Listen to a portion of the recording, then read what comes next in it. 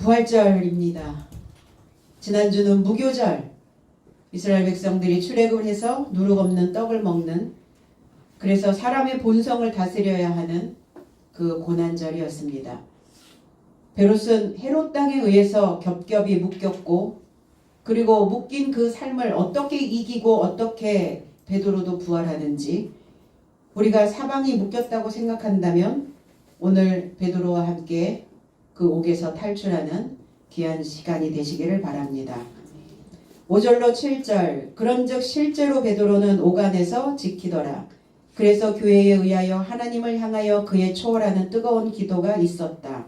그런데 헤롯이 그를 앞에 끌어내려고 의도하는 때에 그 밤에 베드로가 두 수갑 삶에 묶여져 두 군인 사이에서 자고 있고 파수꾼 삶은 문 앞에서 옥을 지키더라.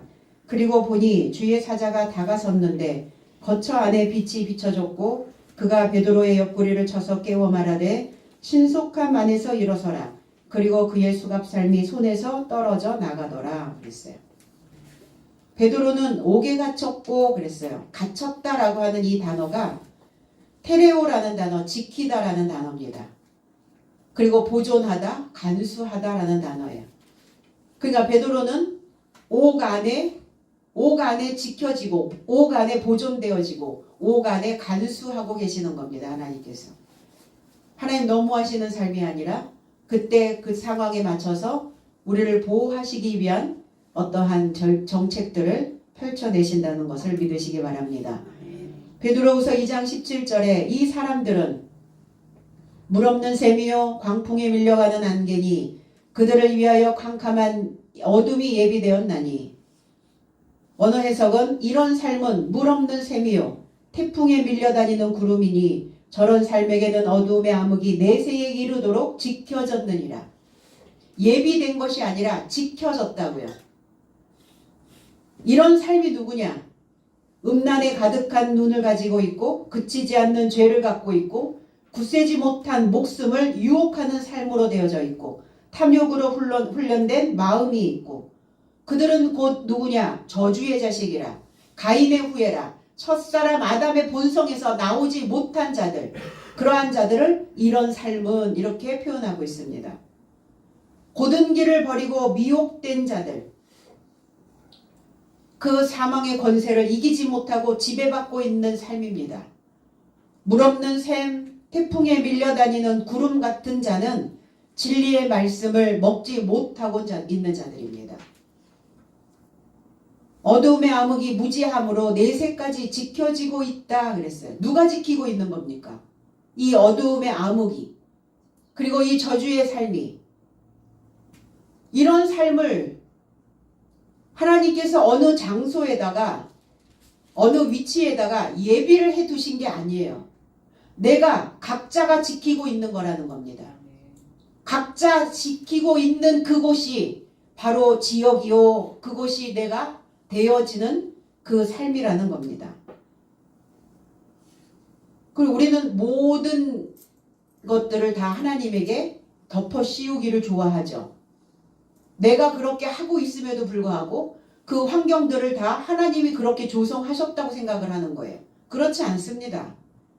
내가 그 상태로 흘러가기 때문에 그렇게 지켜지고 그렇게 보존되어지고, 그 상태에 그 생각들은 나를 자꾸 가두려고 하는, 간수하고자 하는, 그 생각들을 보존시키고자 하는 그러한 본능들이 앞서가고 있다는 겁니다. 그럼 우리는 무엇을 지키며 살아왔는가? 나는 지금까지 뭘 지키며 뭘 내 안에 보존시키고 있는가? 사람들은 내 안에 보존되어진 상태로 그 삶이 만들어진다는 거예요. 사람의 모양이, 삶의 모양이 무엇으로 인해서 만들어지는가? 내 안에 간수되어져 있는 것으로 인해서, 내 안에 앙금으로 가라앉아 있는 것으로 인해서. 나의 믿음은, 내가 하나님을 믿는다고 말은 하는데 과연 내 신앙은 무엇으로 지켜가고 있는가? 요한복음 2장 10절에는 모든 사람은 먼저 좋은 포도주를 두고 그리고 취하거든 그때 더 낮은 것을 둔다. 너는 지금까지 좋은 포도주를, 개역성경에는, 지금 제가 읽어드린 거는 원어 해석 성경인데 지금까지 좋은 포도주를 두었도다. 이렇게 개역성경에는 되어져 있는데 둔 게 아닙니다. 너는 지금까지 좋은 포도주를 간수한 것이다. 좋은 포도주가 누굽니까? 그리스도 예수시고 그 그리스도가 가지고 계시는 기름이고 하나님을 아는 지식이고 그게 진리의 말씀이고 그리고 흘러내려온 구전된 흐레마의 말씀이었다는 거예요. 그 포도주를 그 진리의 말씀을 그리스도 예수의 기름진 그 해석된 말씀을 너는 지금까지 지키고 있었다. 이 사역이 바로 그리스도 예수의 사역이고 저와 여러분들이 이 땅을 살아가는 동안 물이 변하여 포도주가 되는 물 세례에서 피 세례로 넘어가는 그리스도의 고난에 동참하는 그리고 그리스도 예수와 십자가에 못 박힌 자든 그리스도 예수와 공동으로 부활되어질 수 있는 새로운 삶의 패턴들을 내 안에 간수되어져 있었던 것들이 불필요하다면 이제는 그 생각들을 그 고통들을 그 욕망을 십자가에 못 박고 새로운 생각으로 새로운 것들을 내가 지켜내야 되는 그 시점이 오늘이라는 겁니다. 그래서 그리스도 예수의 십자가의 부활, 그 부활을 맛볼 수 있는 자들은 누구냐? 그 좋은 말씀을 진리의 말씀을 내 안에 보존하고 있었던 자들이라는 겁니다. 오늘 하늘나라의 빛과 접촉할 수 있는 그 십자가의 고난과 십자가에서의 부활이 오늘 저와 여러분들의 삶에 더하여질 줄로 믿습니다. 오늘 그래서 이 부활의 날은 어떤 날이냐? 밥 위에 떡 하나 얹어 놓는 날입니다. 밥 위에 떡 하나를 더 얹어 놓는다는 건 무엇이냐? 좋은 일에 좋은 일이 더하여지는 것을 밥 위에 떡 하나 더 얹는다. 이렇게 우리나라 말로 표현을 하고 있습니다. 교회가 그를 위하여 간절히 하나님께 빌었다라고 개역성경은 이렇게 기록되어져 있는데 그 뜻이 아니라 베드로 자신이 교회였고 하나님으로 싹트기 위해서 초대받은 베드로가 그 믿음에 의해서 하나님을 향하여 고난을 통해 무릎을 꿇게 하고 자신의 생각을 초월하는 베드로 자신이 교회가 되어져서 베드로 자신의 생각을 초월하는 뜨거운 기도가 있었던 겁니다. 물론 중보기도 필요하죠. 그러나 사실은 더 간절하고 더 절실한 사람이 누구겠습니까? 오늘 베드로이죠. 그러니까 베드로가 자신이 하나님을 향하여 기도하고 있는 자신이 하나님을 향하여 간절히 그 빌고 있는 그 뜨거운 마음을 하나님께서는 분명히 읽어내셨을 거고 그 간절함이 하늘을 뚫는 그 길을 만들어내는 그 시간들이었을 거라 믿습니다. 우리가 어떤 일이 발생이 됐을 때 얼마만큼 간절한가에 비춰지죠. 네가 이것을 하기 위해서 얼만큼 간절함이 있었는가. 얼만큼 우리는 우리의 그리스도인의 삶을 지켜내기 위해서 얼마나 간절함으로 우리는 믿음 생활을 지금 하고 있는가. 그냥 주어졌으니 당연히 가는 것이 아니라 간절함이. 간절하다라는 것은 내 삶이 쉬지 않고 어떤 뜨거움을 향하여 우리가 누구를 사랑할 때 그 열렬한 마음이 식어내리지를 않아야 된다는 겁니다. 그것을 우리는 사랑이라고 그렇게 표현하죠. 베드로전서 1장 22절에 너희가 진리를 순종함으로 너희 영혼을 깨끗하게 하여 거짓이 없이 형제를 사랑하기에 이르렀으니 마음으로 뜨겁게 사랑하라 그랬어요.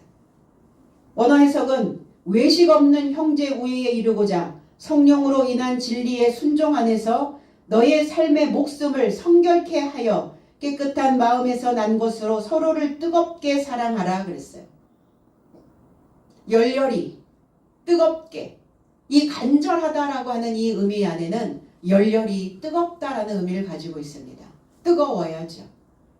하나님을 향한 뜨거움, 하나님을 향한 늘 뻗쳐있는 그 나무가 하늘을 향하여 뻗어 올라가는 것처럼 배우는 제자들의 모습이 하나님의 사역을 감당하고자 살고 있는 저와 여러분들의 삶이 이렇게 하나님을 향하여 뻗어 있는 그 모습이 하나님을 향한 열렬한 마음이라고, 하나님을 사랑하는 뜨거운 마음이라고 이렇게 표현하고 있습니다. 가식 없는 형제 우애, 외식하지 않는 형제 우애, 형제 우애가 되어지려면 그 형제가 누구였길래? 그 형제는 그리스도 예수였기 때문에 어머니의 자궁에서 연결된 하나님의 그 궁창이라고 하는 그곳에서 연결된 하늘에서 연결된 자를 형제라고 표현합니다. 저와 여러분들은 땅에서 맺어진 자들이 아니라 하나님과 하나 되어진 하늘에서 맺어진 형제 우애를 우리는 지키며 가야 되는 사람들이라는 겁니다. 그러면 형제 우애를 뜨겁게 지킬 수 있는 자들이 누구인가? 일곱째 교회가 되는 자들이에요. 일곱째 교회가 돼야 외식 없는 그 신앙을 가지고 그리스도 예수를 뜨겁게 사랑할 수 있다는 겁니다. 일곱째 교회를 빌라델피아 교회라고 말합니다. 이 빌라델피아라고 하는 의미가 형제 우애라는 뜻이에요. 계시록 3장 7절로 13절에는 빌라델피아 교회의 사자에게 주신 메시지를 보냅니다. 나는 너의 노력을 알아보았다. 아무도 닫을 수 없는 열려진 문을 주었노라.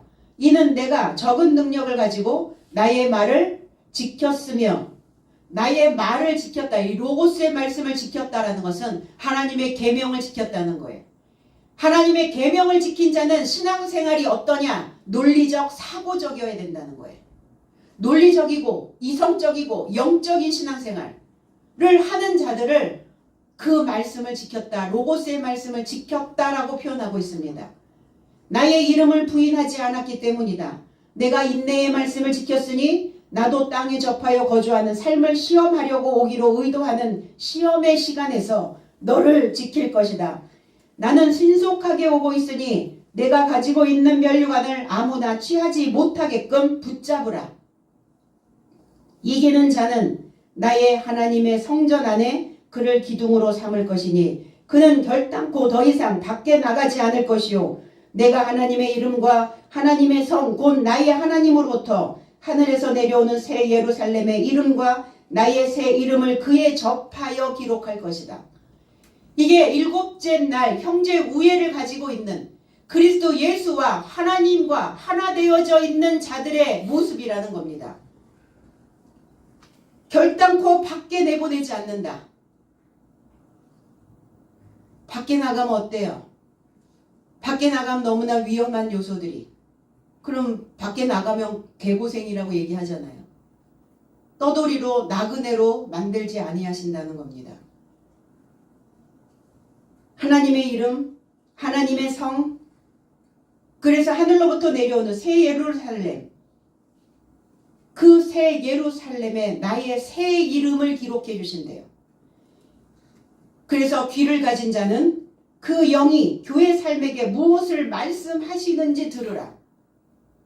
이 메시지가, 이 설교가 나하고 상관없는 나의 메시지가 아니라면 우리는 그저 역사적인 관점만을, 다른 사람의 이야기만을 듣고 있는 시간이라는 겁니다. 남의 이야기 몇 분이나 들을 수 있겠어요? 남의 이야기 얼마나 들어줄 수 있겠어요? 내 이야기가 아닌데 얼마나 흥미롭겠어요? 누군가 내 이야기를 하고 누군가 나에 대하여 기록을 하고, 그럼 우리는 관심을 갖게 된다는 겁니다. 연예인들도 자기에 대하여 어떤 글을 썼는지 악플이든 선플이든 궁금해해요. 들어가 보니까 다 악플 뿐이죠. 나에 대한 이야기를 어떻게 하고 계시는지 그게 궁금해져야 되는데, 이게 다 역사적인 그 관점에서 전하다 보니까 내 이야기 같은 대목이 나오면 사람들은 시험에 들어요. 그 왜 그러냐고요. 오늘 저게 나의 이야기여야 된다라고 생각을 해야 되는데 내 이야기이면 안 된다라고 생각을 하는 거예요. 그럼 하나님을 뜨겁게 사랑하는 형제 우애가 있지 않는, 그리고 여전히 내 본성적인 것만을 지키고 있는 저주의 자식이라는 겁니다. 부활된 자의 모습이 바로 새 예루살렘이요, 새 이름을 내 삶에 기록하는 자들이라는 거예요. 우리는 우리의 이름이 바뀌어지기를 원합니다. 예전의 나의 이름으로 사는 것이 아니라 새로워진 나의 이름으로 살기를 소망하고 있다라는 겁니다. 예전에 그 사람이 아니야라는 표현이, 예전에 그 사람의 이름이 그 이름이 아니야. 이제 새로운 이름으로, 하나님이 부여해 주신 새로운 삶으로, 그리고 새 예루살렘으로, 평화의 강이 흐르는, 평화의 외침이 있는, 평화의 물이 흐르고 있는 내 삶에서, 그리고 쉴만한 물가가 되어져 있는 내 삶을 많은 사람들에게 선보이는 겁니다. 그리스도인들은요. 그럼 나는 얼마만큼 내 삶에 새로운 것들을, 새로운 이름들을 기록해 놓고 있는가? 오늘 바로 7째 교회가 되어진 자들을 우리는 부활된 자라고 표현하고 있습니다. 새 예루살렘에는 12사도의 이름이 기록되어져 있는 것처럼 저와 여러분들은 12사도의 삶을 신앙의 여정 안에서, 일상생활 안에서, 우리의 생애를 통해서, 우리의 전생애를 통해서 12사도의 그 이름들이 저와 여러분들의 삶 속에서 날마다 새롭게 기록되어져야 된다는 겁니다. 어제의 나로 사는 게 아니에요. 그러려면 뭘 해야 되는가? 내 안에 보존하고 있는 사상들을 바꿔야 해요. 내 안에 앙금으로 가라앉아 있었던 것들 확 오늘 말씀이 들어가서 휘저으면 그거 다 내보내시기 바랍니다. 베드로 자신의 고난을 초월하는 뜨거운 기도. 사람인데 힘들지 않겠어요? 누구에겐가 타겟이 되고, 누군가 나를 미워하고, 누군가 나를 죽이려고 하고, 누군가 나를 꼼짝달싹 못하게 감금시켜 놓고 있는 그 현실이 마냥 행복하고 마냥 좋을 수는 없죠. 그러니까 베드로 사도도 심장에 불이 붙는 거예요. 마음에 그 불이 붙지 않으면 보여지는 그 생활 환경 속에서 도저히 살아남을 수가 없으니까, 도저히 복음을 전파할 수 없으니까 그 목숨 걸고 나의 전 삶을 다 올인해서 지금 가고 있는 이 상황도 사람이기 때문에 느끼는 그 공포감이 이루 말할 수 없을 겁니다. 죽음에 대한 공포죠. 내가 하나님의 사명을 어떻게 감당해야 되는가? 살아 있어야 감당할 거 아닙니까? 그러니까 순간순간 넘어오는 그 죽음의 공포를 무엇으로 이길 건가, 우리는? 그 뜨거운 기도여야 된다는 겁니다. 그 기도가 무엇입니까? 하나님을 향하여 원하다. 하나님을 원하는 겁니다. 기도는. 하나님을 소망하는 겁니다. 하나님을 굳게 붙잡는 겁니다. 그래서 내 안에 있는 모든 물을 새 예루살렘 물로 바꾸는 겁니다. 내 안에 흐르고 있는, 내가 지금까지 보존하고 간수하면서 내 인생의 여정 속에서 한 방울 한 방울 만들어 놓았던 그 물들을 완전히 다 바꾸는 거예요. 그 물은 뭘 이야기하고 있습니까? 염색체를 염색. 물든 것을 이야기해요. 그래서 우리는 과거에 물들어 있는 그 상태로 사람들은 많이 살아가요. 많이 흘러갑니다. 나쁜 습관, 이런 게 뭡니까? 물든 거예요. 물들인 겁니다. 나쁜 것으로 물들인 거예요. 오늘 이 물기를 바꾸시기 바랍니다. 헤롯이 잡아내려고, 헤롯이 앞으로 이끌어내려고, 헤롯이 끌어내고자 많은 사람들 앞에 총알바지로 내놓은 거예요. 이렇게 믿으면 너희들이 이렇게 될 수 있다. 본보기. 유대인들이 기뻐했어요. 야고보가 순교했을 때. 그러니까 헤롯은 그 종교 지도자들을, 그 표면적 유대인들을, 그 종교 지도자들의 세력은 그 왕 위에 있었던 자들입니다. 그러니까 그 세력을 잡아야만 오랫동안 그 정치에 몸담고 있을 수 있었거든요. 그러니까 그거를, 그 유대인들을, 종교 지도자들을 즐겁게 하기 위한, 흐뭇하게 하기 위한 그 방편으로 야고보를 죽였고, 이제는 타겟이 이제 베드로였죠. 그러니까 앞에 끌어다 놓다, 이런 의미입니다. 그리고 앞에 끌어놓으려고 의도하고 있었어요. 뜻을 이루려고 어떤 그림을 그리고 있었다는 겁니다. 의도라고 하는 것은 뜻의자, 그림도자거든요. 그 뜻의 그림을 그리고 있었던. 헤롯이 하나님을 안 믿는 자가 아닙니다. 교회 안 다니는 사람이 아닙니다. 그러나 그에게는 그리스도인이라고 하는 명칭이 주어지지 않았어요. 그 헤롯에게는 이면적 유대인이 아니었어요. 표면이었습니다. 종교인이었어요. 하나님을 믿는 것처럼 행세는 했으나 그 안에 물기를 바꾸지 못하는, 그 안에 물들어 있는 그 색깔들을 빼내지 못하는 그러한 자들이었다는 겁니다. 옥에 갇혔는데, 옥 안에 지켜졌는데 그때가 밤이었다라는 거예요. 어떤 밤이었나? 베드로가 밤이었나? 그럴 리가 없죠. 헤롯이 밤이었습니다. 헤롯의 옥 안에, 헤롯의 밤 안에, 이 밤은 히브리어로 넘어가면 라일이라는 단어예요. 그 라일이라고 하는 그 단어를 풀어보니까 가르침과 연결된 가르침. 그러니까 헤롯의 가르침, 헤롯의 사상, 헤롯의 법, 헤롯의 법으로 가르치고 또 가르쳐서 똘똘 말아놓는 거예요. 이게 헤롯의 밤입니다. 그럼 그 반대로 하나님은 낮도 지으시고 밤도 창조하셨다고 그랬어요. 그럼 하나님 안의 밤은 하나님의 지식으로 또 쌓고 또 쌓는, 또 가르침을 받고 또 가르침을 받는, 배우는 과정에 있는 자들은 밤입니다. 창세기 8장 22절에 땅이 있을 동안에는 심음과 거둠과 추위와 더위와 여름과 겨울과 낮과 밤이 쉬지 아니하리라.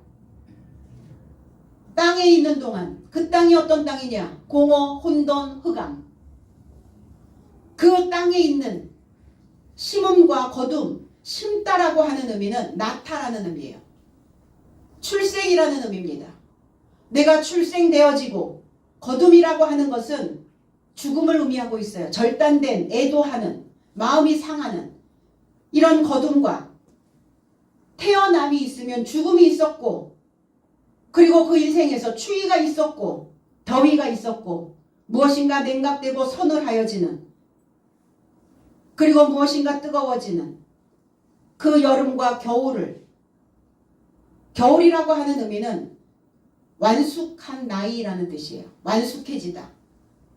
그리고 벗겨진 상태. 그리고 밤이라고 하는 의미는 역경이라는 것이, 역경. 어떤 상황에서 빗나가는, 저와 여러분들이 그리스도인으로 나 자신을 사역해가는, 내가 하나님의 일꾼으로 일해가는, 우리가 일생 동안 신앙 안에서 머물며 신앙생활을 하는 모든 여정이 이 상황이라는 거예요.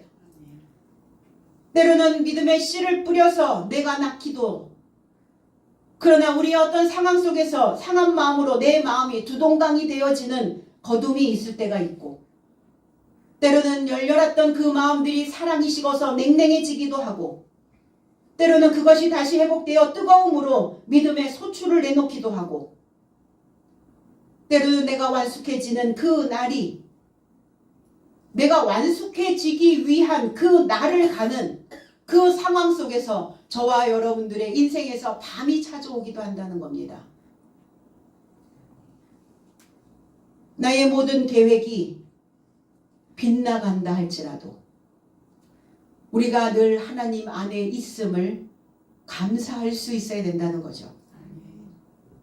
땅과 하늘이 하나 되는 날까지.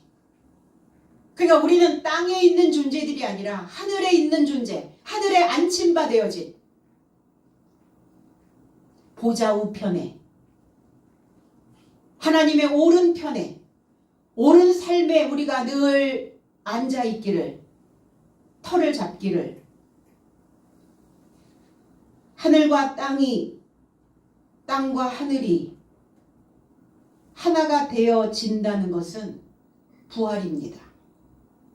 부활이라고 하는 것은 깨달아 변화되는 거예요. 인식하고 바뀌는 겁니다. 달라지는 거예요. 이걸 부활이라고 얘기하는 거예요. 재생시키는 겁니다. 내 삶 속에서 좋은 것들만 추려서 좋은 생각들만 모아서 그것을 재생시키는 거예요. 자꾸. 그걸 되살리는 거예요. 그 마음을 되살려내는 겁니다. 그걸 부활이라고 얘기해요.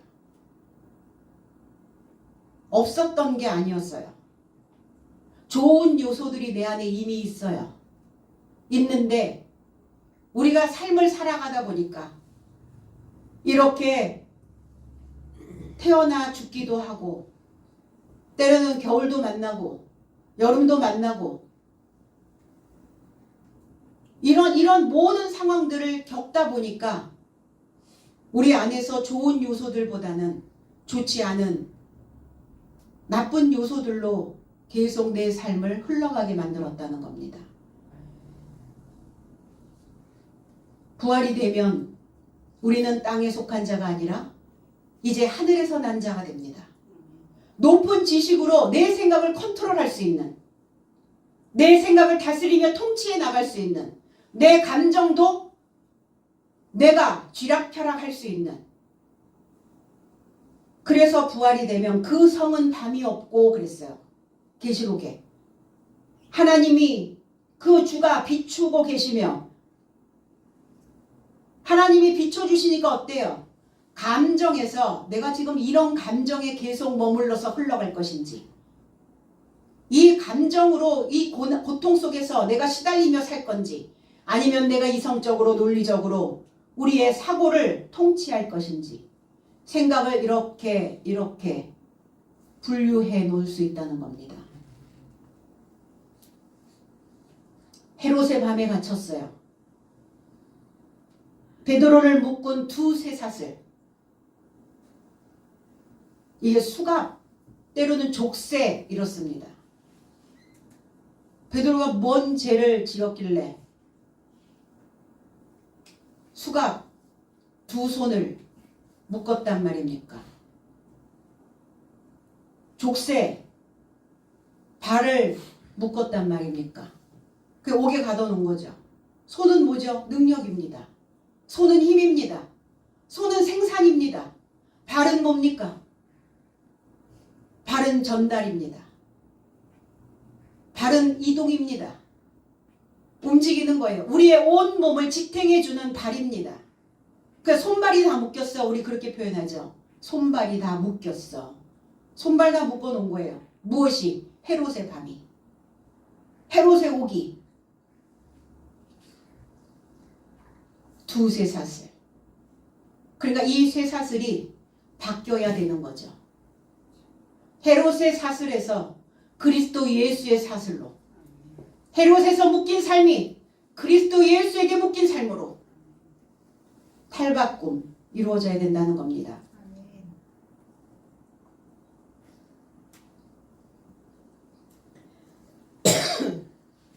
에베소서 6장 20절에 이 일을 위하여 내가 쇠사슬에 매인 사신이 된 것은 나로 이 일에 당연히 할 말을 담대히 하게 하려 하심이라.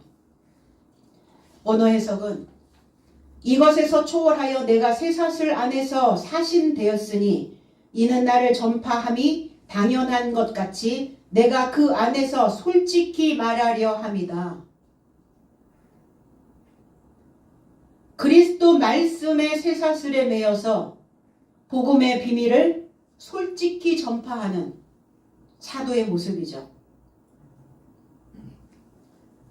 헤롯의 사슬은 헤롯의 가르침과 헤롯의 법입니다. 과연 우리는 내 안에서 누가 나를 메어놓고 있는가? 누가 나를 묶어놓고 있는가?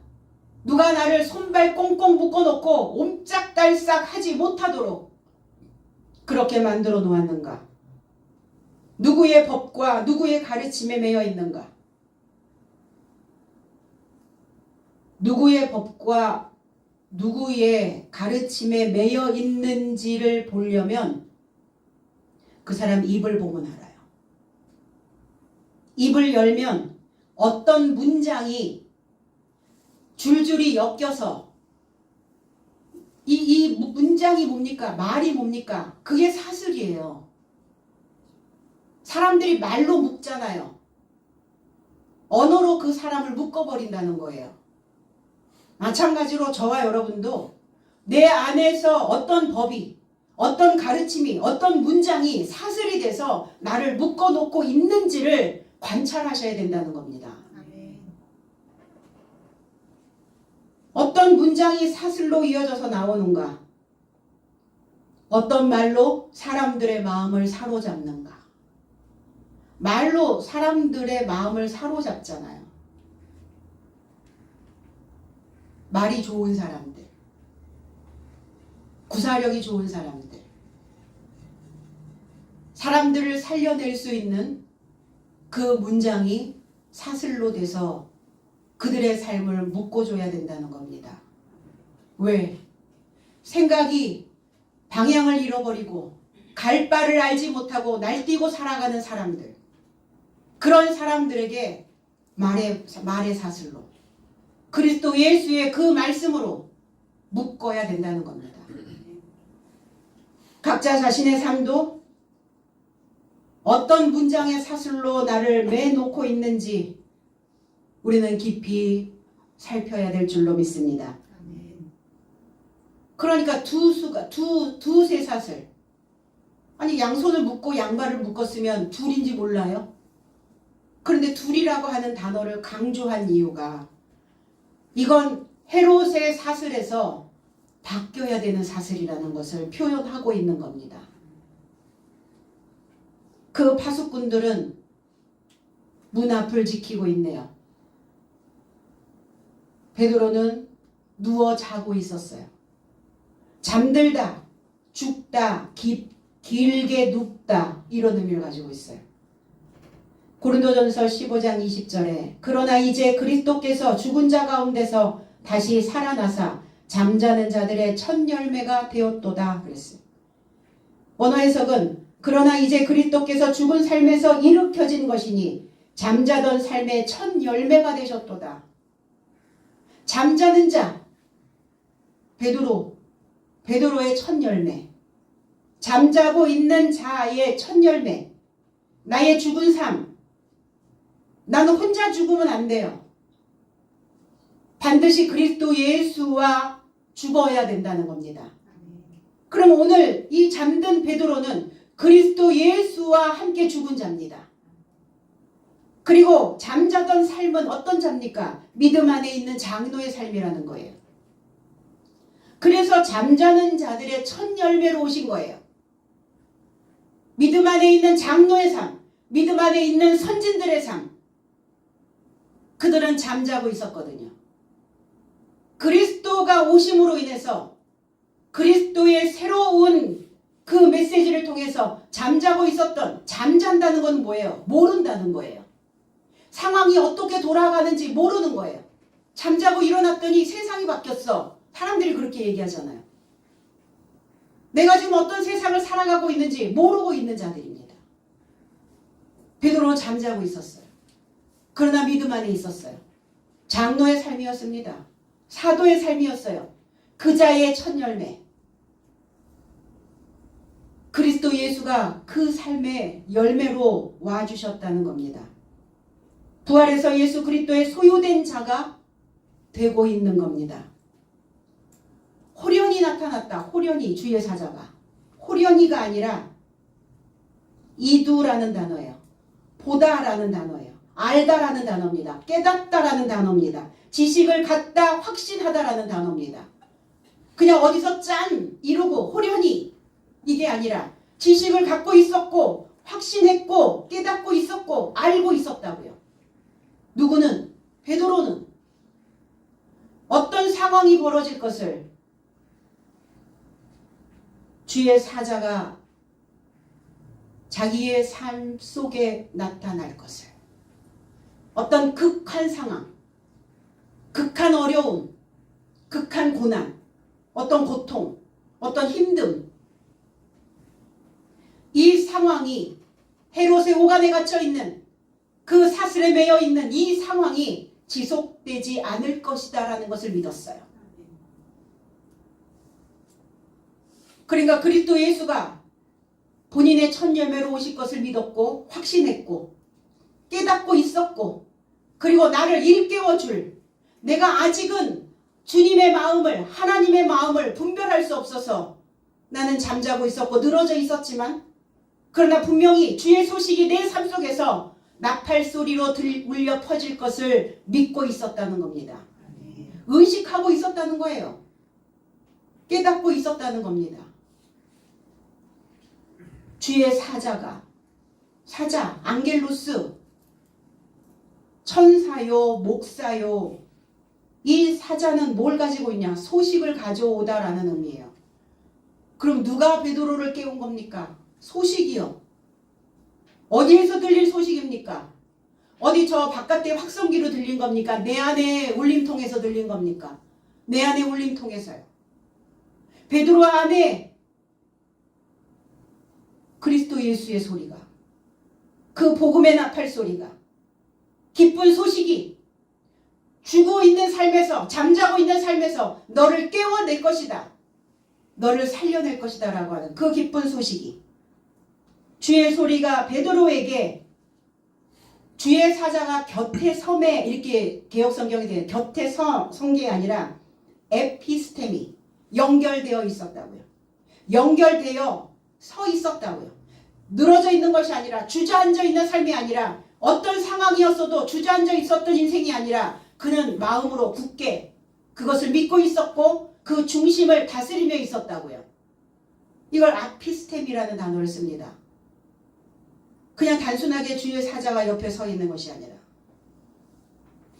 베드로 자신이 소식이었기 때문에, 베드로 자신이 복음이었기 때문에 그 소식과 연결되어 있었고, 그 소리를 깨닫고, 내 안에서 들리는 그 소리를 깨닫고 베드로는 확신하고 있었습니다.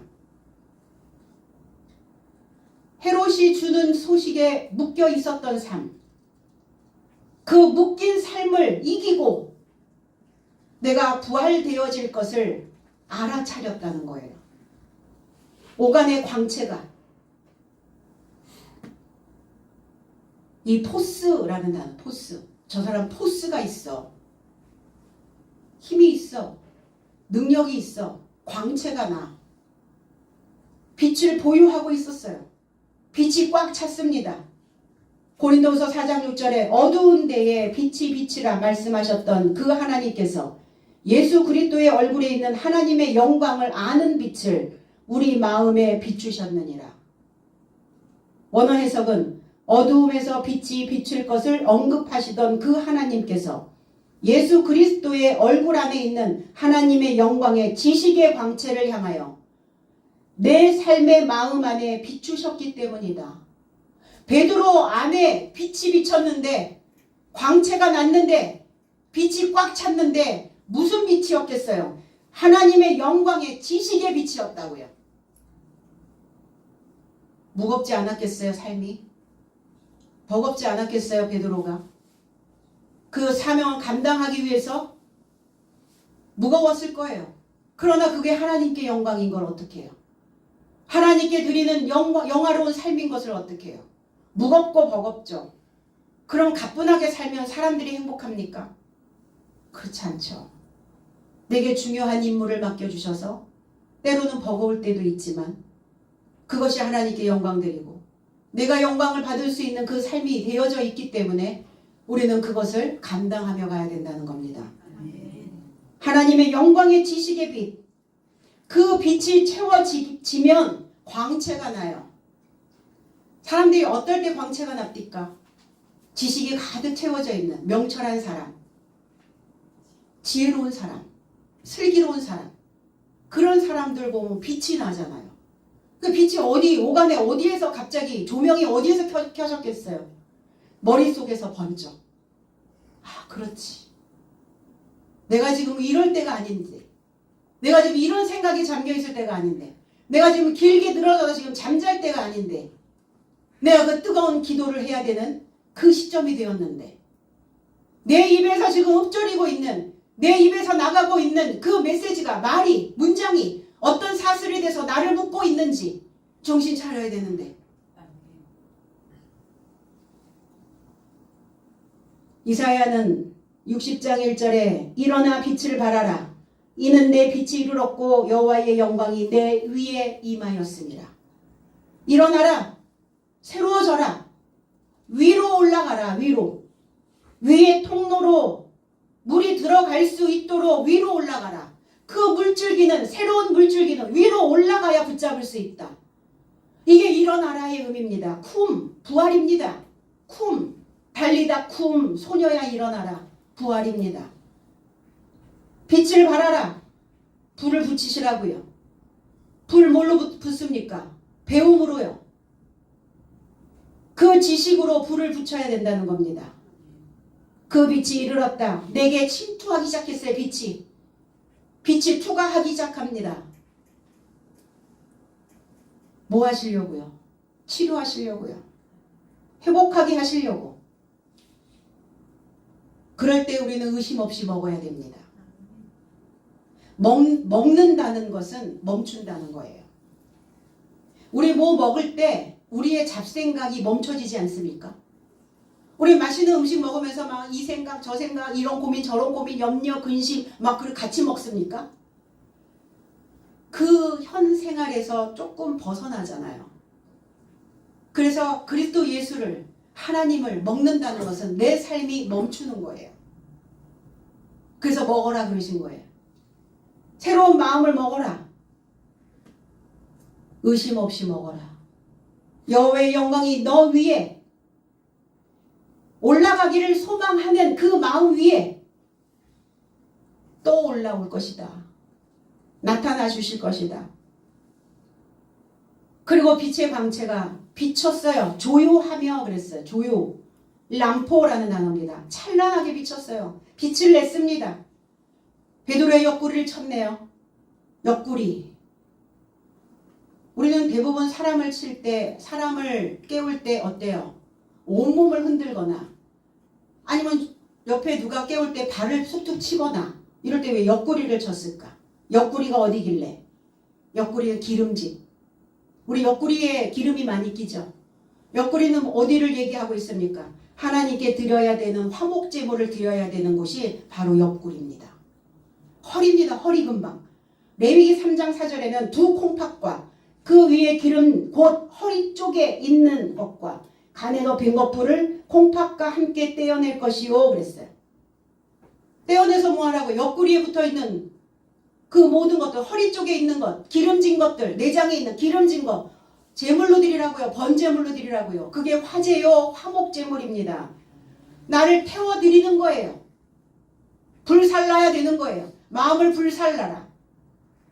베드로의 열정을 확인하고 있는 겁니다. 그 화제가 여호와께 향기로운 냄새라 이렇게 말씀하셨거든요. 베드로 속에서 지금 타고 있는, 베드로 속에서 끓고 있는 그 열정을 하나님께 드리는 겁니다. 너의 옆구리에서 나오는 그 기름을 하나님께 화제로 드리라는 겁니다.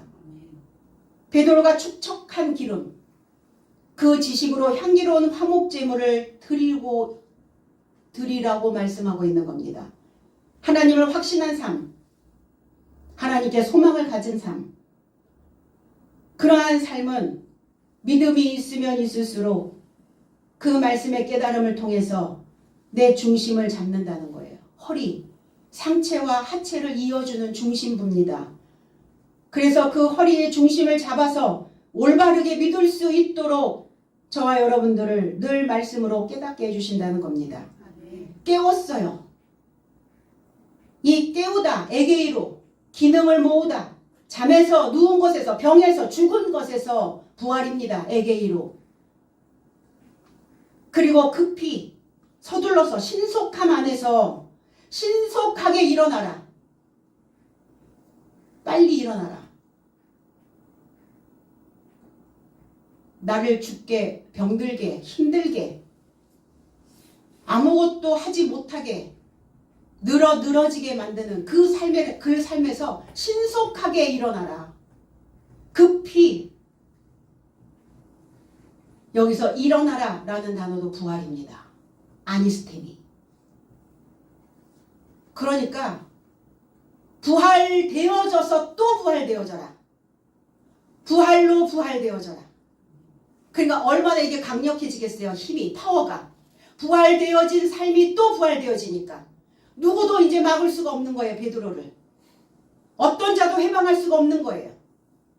이 단어가 에게이로라는 단어, 아니스템이라는 단어, 부활의 부활이, 겹겹이 부활이라는 단어가 겹겹이 베드로를 싸고 있네요. 하나님의 보호하심이요, 하나님이 살리심이요, 하나님의 회복하심이라는 겁니다. 어떤 상황이 벌어져도 이 사역을 감당하면서 가고자 하는 그 마음의 열정이 있다면 결단코 내가 너를 모른 채 하지 않을 것이다. 눈동자와 같이 지키신다는 것이 무슨 의미입니까? 내가 너를 손잡고 너를 반드시 부활의 부활을 일으킬 수 있도록 그 강력한 힘을 너에게 실어주시겠다는 약속입니다.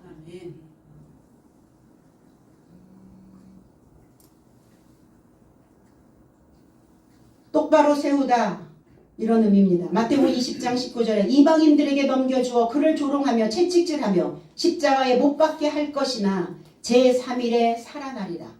아니스테미. 원어 해석은 그리고 저를 조롱과 채찍질과 십자가에 못 박힘에 이르고자 열국 삶에게 넘겨줄 것이다. 그리고 그는 셋째 날로 일으켜질 것이다. 아니스테미. 부활입니다. 셋째 날로 부활입니다. 하나님의 것을 세습할 수 있도록, 하나님의 것으로 강화되어질 수 있도록 셋째 날로. 인생은 3세판이라면서요. 여러분 지금 몇 판째 가고 있습니까?